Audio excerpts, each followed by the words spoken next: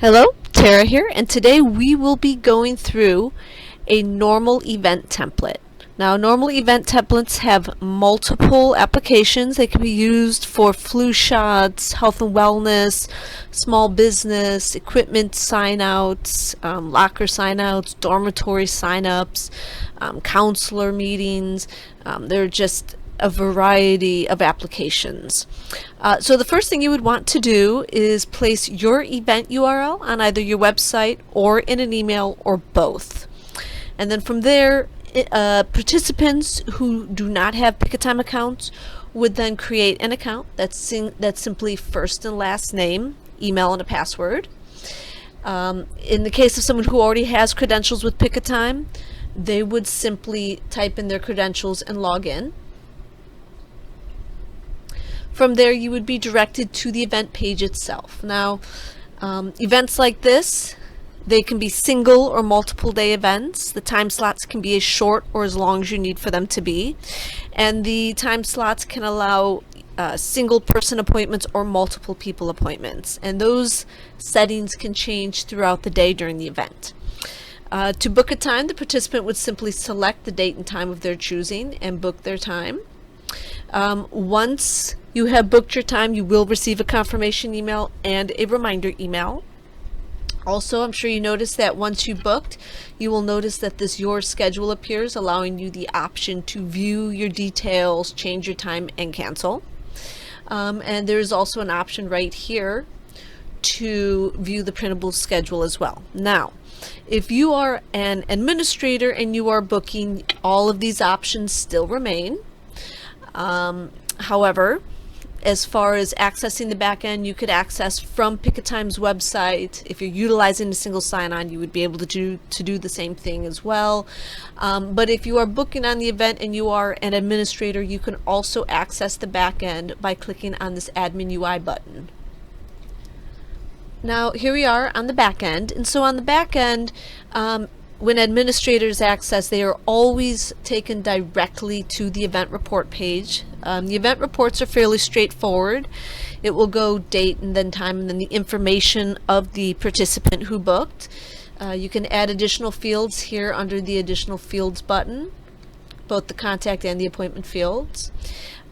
These reports can be emailed out, printed, exported to a PDF or CSV Excel file, and of course you also have the option for schedule, report delivery, and the subscribe to iCal feed as well. Now, your account reports handles everything for the entire account, so that would be your invoices, your administrators, and then reports that pertain to most or all of the events on your account. I'm going to circle back to the events in just a moment. So online meeting issues, this is a page that would only appear if you are utilizing a virtual meeting option. And then your appointment list page. Appointment list page houses all of the appointments, past, present, and upcoming on all of the events. So this is a case where, let's say that you need to change the date of your event, so you're going to cancel all of the appointments and invite your participants to rebook. You could do that here. You would be able to tell the system to delete all, and then from there you can send out an email. Or you can simply email everybody within the event and tell them to change their own time.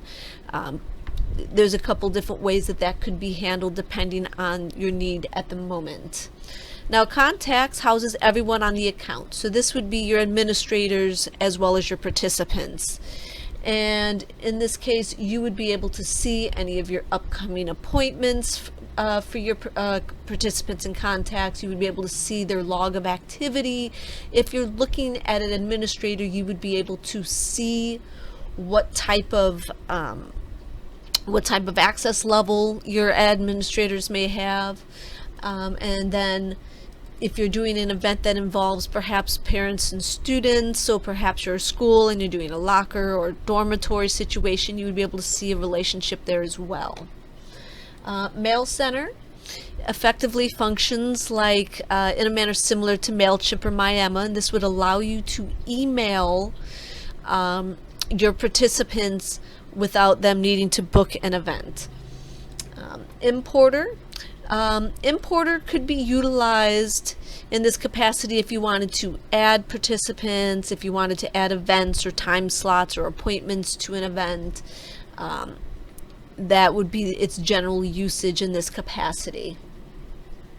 And then we have the more advanced features under global setup. So under global setup business, we have the business settings and the billing information. We have account information like the logo, the URL, display templates, integration options if you're utilizing a Zoom integration, if you're utilizing single sign-on, your registration options so that you can decide how open you want your account to be or how closed you want it to be, and then your advanced settings as well.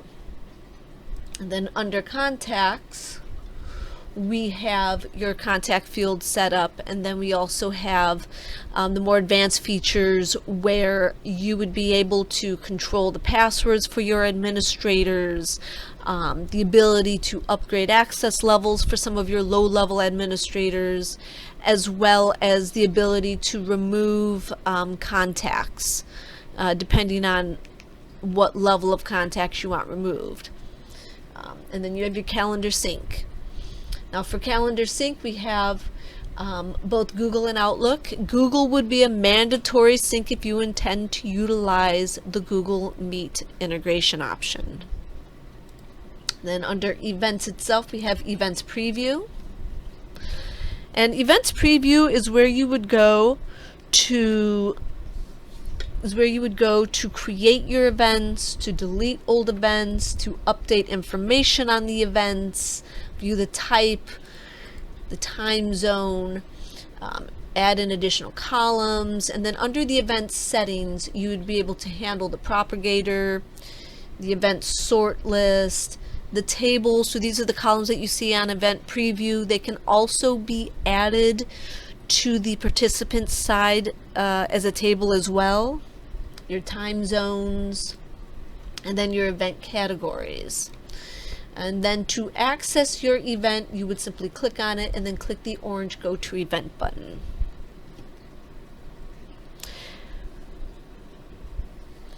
So when you access your event, you would land on the Appointments tab. Do note that this is the Appointments tab and this is the Appointment List page. They sound very similar because they both pertain to the appointments themselves, but they have two separate uses.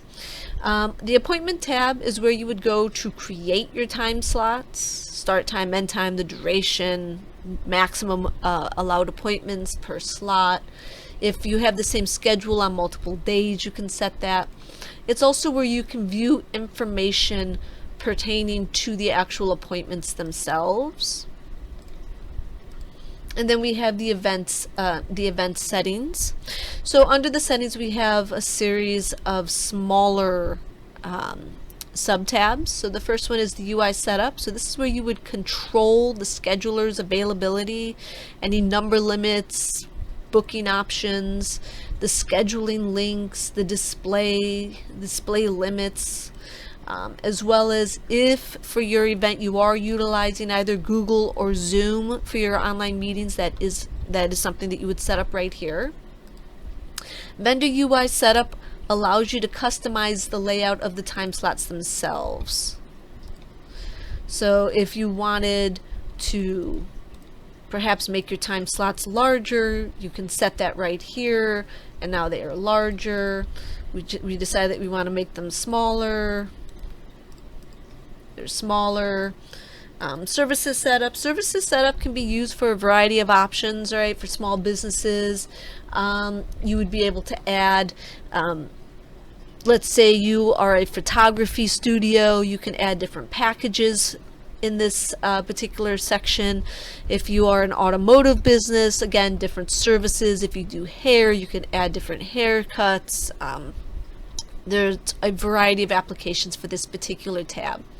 And then your email and SMS setup allows you to review the actual templates for each of your emails and then also update them and customize them based on need. This is also where you would be setting up your reminder, any SMS, and then as well as your various email and calendar notifications. CUI messages allows you to customize the verbiage on the event itself as well as add the event logo. And then any questions that you may have of your participants pertaining to the appointment itself, you would be able to set up right here. And then your credit card setup, if you are doing an event where you want your participants to prepay, you would be able to set that up right here as well. We utilize PayPal, Authorize.net, and My School Bucks. And that is a basic rundown of the normal event template.